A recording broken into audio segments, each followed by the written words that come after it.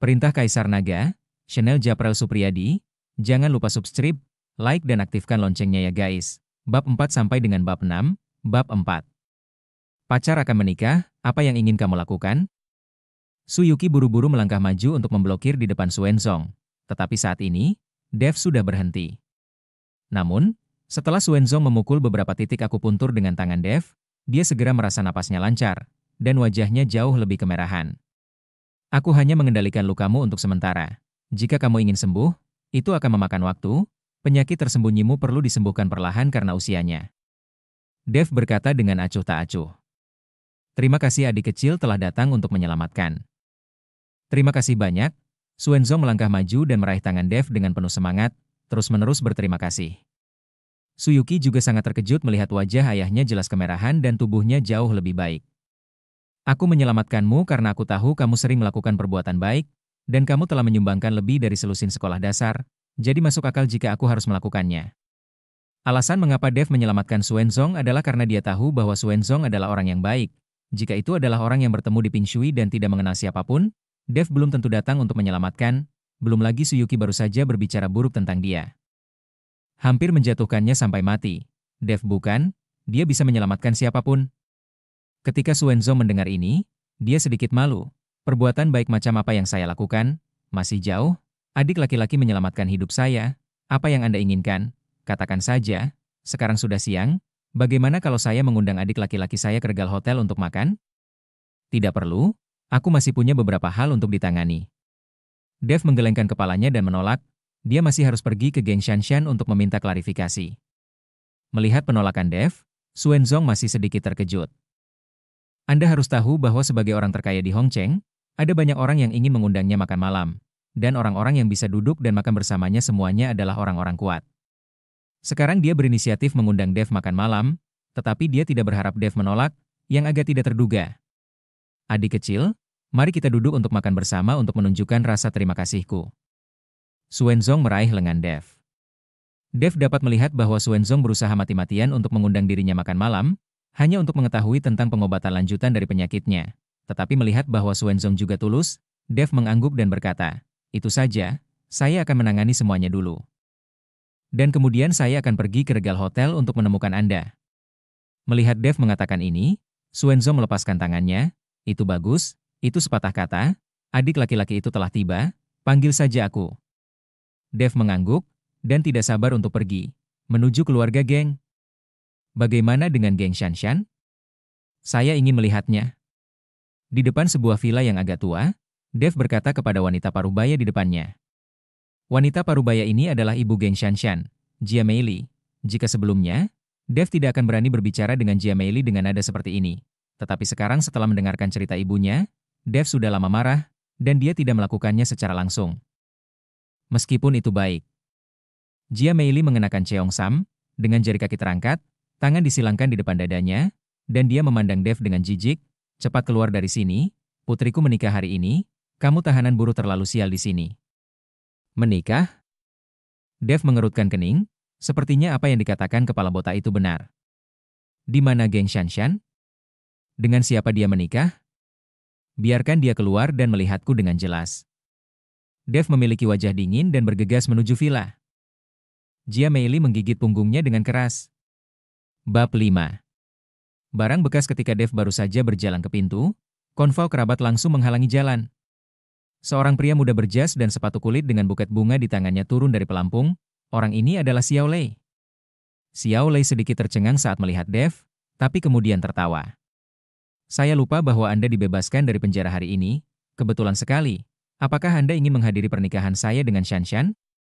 Xiao Lei memandang Dev sambil bercanda, matanya penuh ejekan. Dev hanya menatap Xiao Lei dengan dingin, berbalik ke samping dan ingin pergi. Dia tidak ingin mengikuti omong kosong orang seperti ini. Jangan pergi. Bagaimana Anda tahu bahwa Xiao Lei menghentikan Dev lagi? Apakah tidak ada uang untuk mengikuti elemen? Tidak masalah. Anda tidak perlu mengambil uangnya.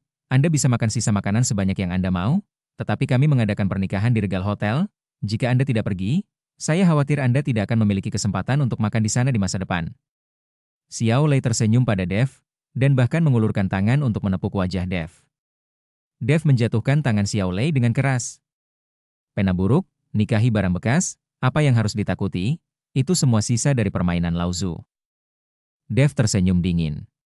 Faktanya, Dev tidak pernah menyentuh geng Shanshan sama sekali, dan dia bahkan tidak menarik tangannya. Dia mengatakan ini hanya untuk membuat Xiao Lei jijik, dan omong-omong, dia memperbaiki geng Shanshan. Xiao Lei tertegun sejenak setelah mendengar ini, dan buru-buru menatap geng Shanshan. Geng Shanshan memberitahunya bahwa dia bahkan tidak berpegangan tangan dengan Dev. Bagaimana situasinya sekarang? Ketika geng Shanshan melihat Xiao Lei datang, dia segera menjadi cemas dan berteriak pada Dev. Dev, omong kosong apa yang kamu bicarakan? Siapa yang ditinggalkan olehmu untuk bermain? Sejauh menyangkut kebajikan Anda, saya tidak pernah membiarkan Anda menyentuhnya. Jia Meili menggigit punggungnya dengan keras. Bab 5. Barang bekas. Ketika Dev baru saja berjalan ke pintu, konvoi kerabat langsung menghalangi jalan. Seorang pria muda berjas dan sepatu kulit dengan buket bunga di tangannya turun dari pelampung. Orang ini adalah Xiao Lei. Xiao Lei sedikit tercengang saat melihat Dev, tapi kemudian tertawa. Saya lupa bahwa Anda dibebaskan dari penjara hari ini. Kebetulan sekali. Apakah Anda ingin menghadiri pernikahan saya dengan Shanshan? Xiao Lei memandang Dev sambil bercanda, matanya penuh ejekan. Dev hanya menatap Xiao Lei dengan dingin, berbalik ke samping dan ingin pergi. Dia tidak ingin mengikuti omong kosong orang seperti ini. Jangan pergi. Bagaimana Anda tahu bahwa Xiao Lei menghentikan Dev lagi? Apakah tidak ada uang untuk mengikuti elemen? Tidak masalah. Anda tidak perlu mengambil uangnya. Anda bisa makan sisa makanan sebanyak yang Anda mau, tetapi kami mengadakan pernikahan di Regal Hotel. Jika Anda tidak pergi, saya khawatir Anda tidak akan memiliki kesempatan untuk makan di sana di masa depan. Xiao Lei tersenyum pada Dev, dan bahkan mengulurkan tangan untuk menepuk wajah Dev. Dev menjatuhkan tangan Xiao Lei dengan keras. Pena buruk, nikahi barang bekas, apa yang harus ditakuti, itu semua sisa dari permainan Lao Tzu. Dev tersenyum dingin. Faktanya, Dev tidak pernah menyentuh geng Shanshan sama sekali, dan dia bahkan tidak menarik tangannya. Dia mengatakan ini hanya untuk membuat Xiao Lei jijik, dan omong-omong, dia memperbaiki geng Shanshan. Xiao Lei tertegun sejenak setelah mendengar ini, dan buru-buru menatap geng Shanshan. Geng Shanshan memberitahunya bahwa dia bahkan tidak berpegangan tangan dengan Dev. Bagaimana situasinya sekarang? Ketika geng Shanshan melihat Xiao Lei datang, dia segera menjadi cemas dan berteriak pada Dev. Dev, omong kosong apa yang kamu bicarakan? Siapa yang ditinggalkan olehmu untuk bermain? Sejauh menyangkut kebajikan Anda, saya tidak pernah membiarkan Anda menyentuhnya. Jia Meili juga panik, dan memarahi Dev. Dev, jangan katakan bahwa anggur itu asam ketika kamu tidak bisa makan anggur. Sejauh menyangkut kebajikanmu, bagaimana putriku bisa membiarkanmu menyentuhnya? Xiao Lei, jangan percaya dia berbicara omong kosong. Dia jelas ingin membuatmu jijik. Jia Meili mengikuti Xiao Lei untuk menjelaskan, tidak mudah menemukan menantu kumbang emas, tetapi dia tidak bisa diganggu oleh kata-kata Dev. Bibi, jangan khawatir, aku tidak akan percaya. Xiao Lei tidak bodoh, dan tentu saja dia tidak akan mempercayai kata-kata Dev. Percaya atau tidak? Dev terlalu malas untuk memperhatikan Xiao Lei, jadi dia langsung melewatinya dan berjalan keluar. Tunggu sebentar. Xiao Lei berteriak kepada Dev. Sebaiknya kau tutup mulut untukku, jangan berkeliling membicarakan buruk tentang istriku, kalau tidak aku akan membuatmu terlihat baik. Xiao Lei takut Dev akan berbicara omong kosong di mana-mana dan merusak reputasi keluarga Xiao mereka. Hehe. Mulut tumbuh pada saya, dan saya dapat mengatakan apapun yang saya inginkan. Anda peduli dengan saya? Dev memandang Xiao Lei dengan dingin, tapi kamu harus memperhatikan, jangan kehilangan nyawamu suatu hari nanti, aku tidak tahu apa yang terjadi. Melihat mata dingin Dev, Xiao Lei kesurupan sejenak, dan ada jejak ketakutan di hatinya. Tetapi sesaat, Xiao Lei merasa bahwa dia dipermalukan, dan matanya melotot dan menegur, jika anakmu tidak takut mati. Kamu bisa mencoba, jangan berlutut dan memohon padaku ketika saatnya tiba. Wajah Xiao Lei penuh amarah, jika dia tidak menikah hari ini, dia akan menatap Dev dengan baik. Aku tidak tahu siapa yang berlutut dan memohon siapa, kan? Kita lihat saja. Dev menatap Xiao Lei. Xiao Lei, waktunya telah tiba, jangan repot-repot dengan eks yang malang dan bodoh ini. Jia Meili sangat meremehkan Dev. Xiao Lei memegang bunga, dan kelompok itu berjalan menuju rumah. Dev menatap punggung Xiao Lei. Dan tiba-tiba menjentikan jarinya, dan cahaya perak tiba-tiba memasuki tubuh Xiao Lei. Xiao Lei jelas gemetar, tapi dia tidak peduli, dan terus berjalan menuju rumah. Aku akan melihat apakah kamu akan berlutut dan memohon padaku.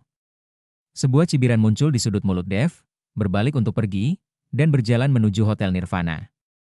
Di depan pintu Hotel Nirvana, Xuanzong secara pribadi menunggu Dev di pintu, dan penampilan Xuanzong membuat semua orang yang memasuki Hotel Fugui membicarakannya. Bukankah ini orang terkaya di Su? Dia sebenarnya berdiri di depan pintu hotel, seolah menunggu seseorang. Aku tidak tahu akan seperti apa pihak lain itu, dan dia bisa membuat orang terkaya Su menunggu. Ku dengar putra tertua dari keluarga Xiao menikah. Dan pernikahan diadakan di sini, jadi tidak akan menunggu keluarga Xiao, kan? Mungkin saja, bagaimanapun juga, keluarga Xiao juga keluarga kaya, jadi mereka harus memberikan wajah. Semua orang berjalan ke regal hotel satu demi satu, tetapi Xuanzong masih berlama-lama di pintu, melihat arlojinya dari waktu ke waktu, dan wajahnya sedikit tidak sabar. Ayah, menurutku anak itu berbicara omong kosong, dia bilang kamu melukai paru-paru kirimu, dan itu adalah penyakit tersembunyi yang mengancam jiwa. Itu hanya omong kosong, kamu hanya pilek dan flu, dan paru-parumu meradang, jangan menunggu, biarkan aku menemanimu ke rumah sakit. Su Yuqi membujuk Xuanzong. Xuanzong telah menunggu di sini selama setengah jam. Tetapi sebelum Dev tiba, Su Yuqi merasa bahwa Dev berbicara omong kosong, dan selain itu, Xuanzong tidak pernah memberitahu mereka bahwa dia telah melukai paru-paru kirinya, dan ini belum pernah terjadi sebelumnya. Yuki, ada beberapa hal yang tidak kamu mengerti. Lukaku, bahkan jika aku pergi ke rumah sakit, aku tidak bisa melihatnya sama sekali. Aku punya penyakit tersembunyi, sudah lebih dari 20 tahun, alasan mengapa aku belum memberitahumu adalah karena aku takut kamu akan khawatir. Xuanzong menghela nafas dan berkata dengan ekspresi serius. Ketika Su Yuqi mendengar ini, seluruh orang itu sedikit bodoh, dan dengan gugup menarik tangan Xuanzong. Ayah, ini. Apa yang sedang terjadi? Jangan menakut-nakuti aku, jangan menakut-nakuti aku. Saya sudah menelepon Dr. San dan dia datang dengan cepat. Su Yuqi panik, karena dia ingat, dia belum melihat ibunya. Xuanzong selalu membesarkannya. Mereka berdua saling bergantung satu sama lain. Jika Xuanzong memiliki 3 panjang dan 2 pendek, Su Yuqi tidak tahu bagaimana hidup. Ceritanya panjang, dan ketika aku punya waktu, ayah memberitahumu perlahan. Setelah Xuanzong selesai berbicara, dia melihat arlojinya lagi. Dan kemudian melihat dengan cemas ke kejauhan. Bab 6. Kamu pembohong. Ketika dia melihat sosok Dev muncul, seluruh orang Xuanzong langsung menjadi bersemangat, dan dia berlari langsung ke arah Dev. Adik laki-laki, kamu akhirnya di sini, silakan masuk. Xuanzong meraih tangan Dev, dan akhirnya menghela nafas lega di dalam hatinya. Tuan Su, karena saya berjanji kepada Anda, saya pasti akan datang. Dev tahu bahwa Xuanzong takut melepaskan merpatinya. Xuanzong menunjukkan sedikit rasa malu, dan hanya bisa tersenyum. Adik laki-laki, tolong, tolong. Xuanzong menurunkan postur tubuhnya, yang membuat orang-orang yang datang ke hotel menebak identitas Dev setelah melihatnya. Ketika Su Yuqi melihat pinggang Dev lurus, tetapi ayahnya rendah, dia langsung menjadi marah. Ada apa dengan anakmu? Ayahku telah menunggumu di pintu selama lebih dari setengah jam, dan kamu melihat wajah ayahku, yang jelas semakin jelek, maukah kamu sembuh? Su Yuqi awalnya memiliki pendapat yang mendalam tentang Dev, dan pada awalnya Dev mengendalikan kondisi Xuanzong. Su Yuqi terkejut, berpikir bahwa Dev ini benar-benar memiliki 2 pukulan. Tetapi setelah waktu yang lama, wajah Xuanzong yang awalnya kemerahan menjadi semakin jelek. Yang membuat Su Yuqi merasa bahwa Dev adalah pembohong, mungkin dia menipu uang. Yuqi, jangan main-main, cepat minta maaf pada adik laki-laki itu. Wajah Xuanzong menjadi dingin, dan dia meraung marah pada Su Yuqi. Saya tidak meminta maaf padanya, Anda lihat rambutnya belum tumbuh semua, dokter ajaib macam apa dia, saya pikir dia pembohong besar. Su Yuqi memandang Dev dengan dingin, dia merasa bahwa alasan mengapa Xuanzong tidak pergi ke dokter adalah karena Dev.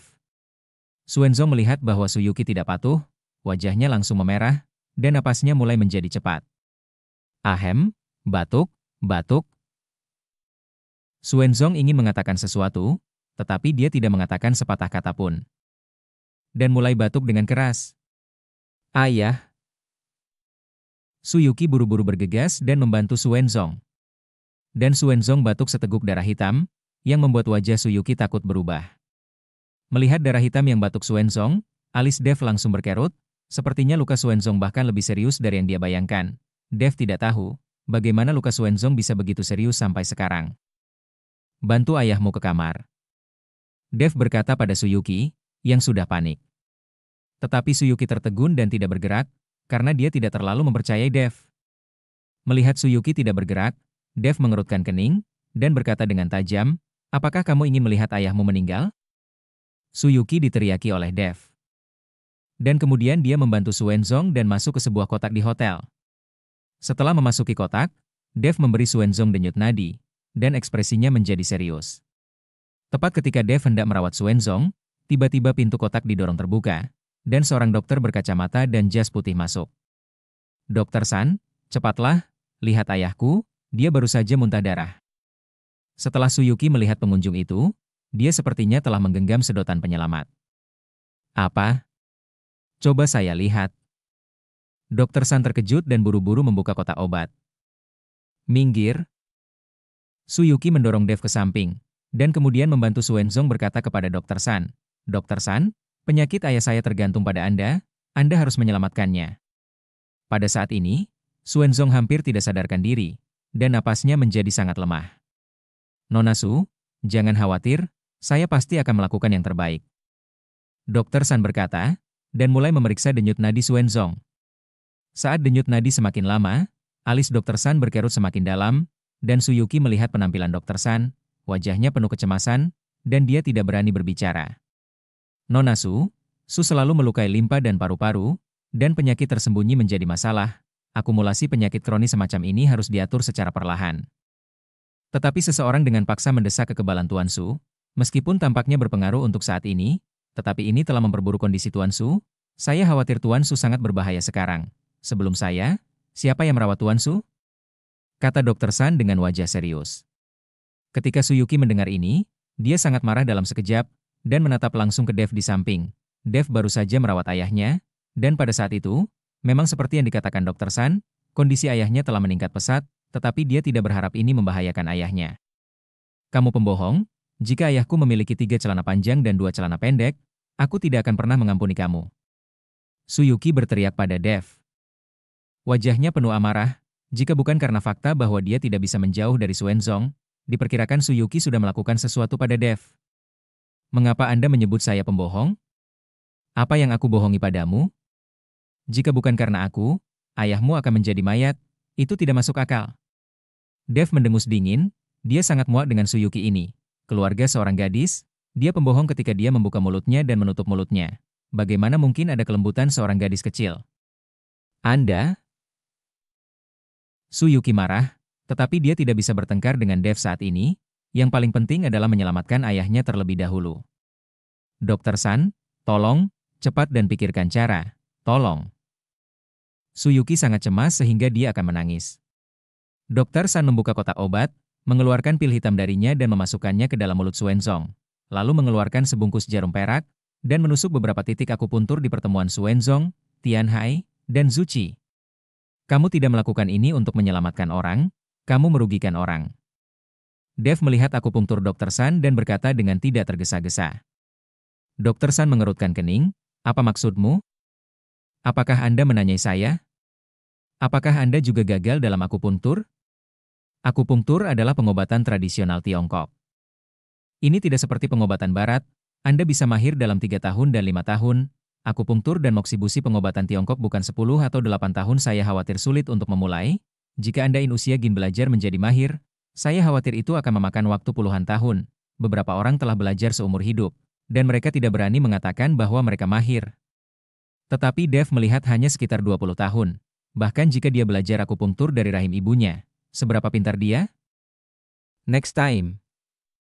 Sampai jumpa di cerita selanjutnya.